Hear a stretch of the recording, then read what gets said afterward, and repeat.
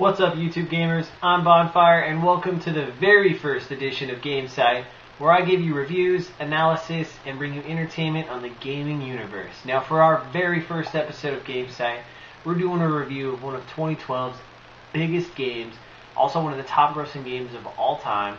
You know it, you love it, or you hate it. It is Call of Duty Black Ops 2. As you can see here, I got the steel case. Very nice. Great addition to 80 collection.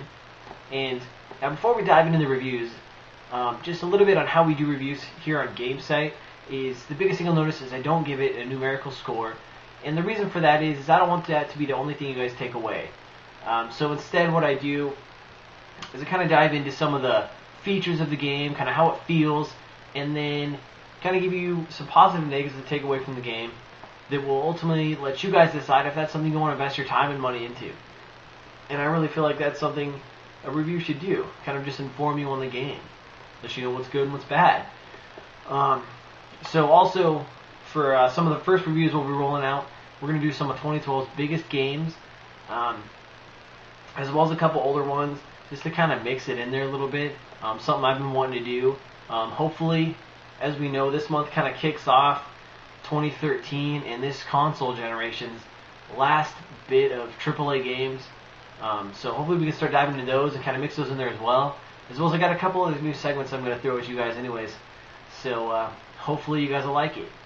Well, without further ado, let's go ahead and dive into that review. Here's our review of Call of Duty Black Ops 2.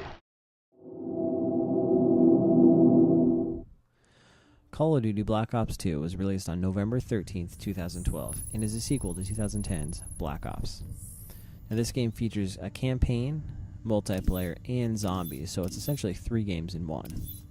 Starting with the campaign, you continue the story as Alex Mason and his son David Mason. You're chasing a terrorist named Menendez, and this chase spans decades as you play missions in both the past and the future. Now, that campaign plays in both the 1980s as Alex and 2025 as his son David. And it's not your standard COD campaign, as there are now alternate endings and choices you make that affect the outcome of the game. Some of these choices are in-game, while others are affected by a new feature called Strike Force missions. Now, Strike Force is kind of a fusion between a real-time strategy game and a first-person shooter. You can play in both first-person and then switch to an overhead view to control your multiple squads. The story is good and is written by David Goyer, who has helped write the story for the Dark Knight trilogy. However, it can take a few missions to kind of gather what's going on as you're kind of just thrown into it at the beginning of the campaign.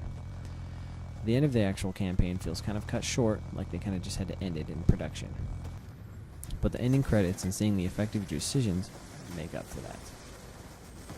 Now, this game has an outstanding soundtrack, and it was done by Trent Reznor and Jack Wall.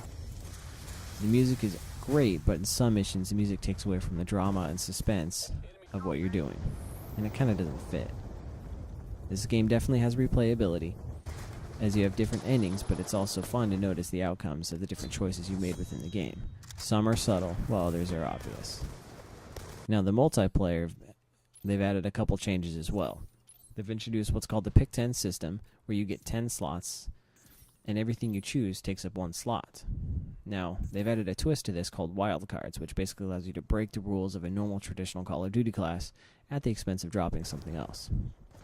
It opens it up to create customizable classes that will fit your playstyle. Another thing they've done is they've gone away from kill streaks and made everything score streaks.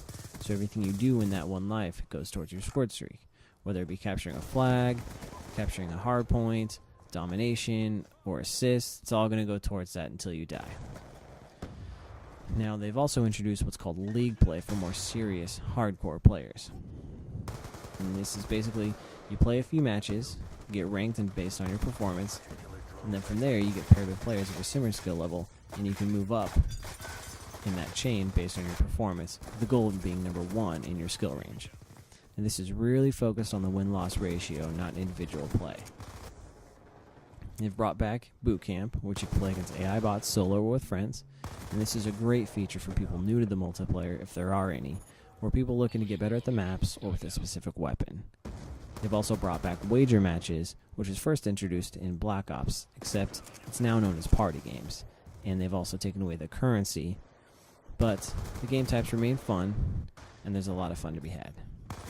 Everything else is called multiplayer as you know it, which is fun, addictive, and definitely frustrating.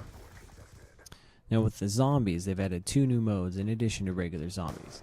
The first is called Transit, which allows you to take a bus and travel between several different locations, all while fighting zombie waves. And this is a first to the series. And that bus that you can take doesn't stay at the location and travels constantly between the different locations. So if you get stuck, you'll have to wait for it to come all the way back before you can move. They've also added the ability to find area items that allows you to create tools that you can use in the fight.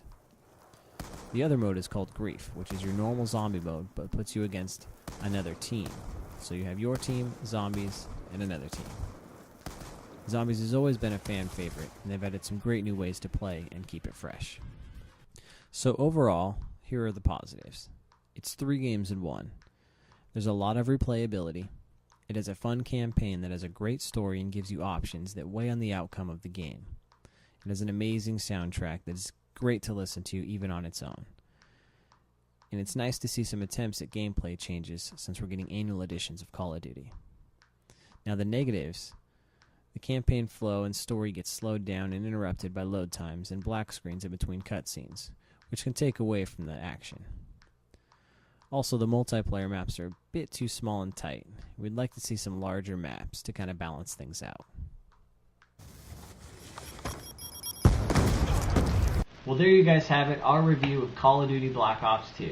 Go ahead and comment below, let me know what you guys think of the game, as well as the review. And don't forget to check us out on Twitter at Gamecite, as well as like us on Facebook. And as always, subscribe for more reviews and analysis. Well, until next time, guys, I'm Bonfire, and I'll see you online.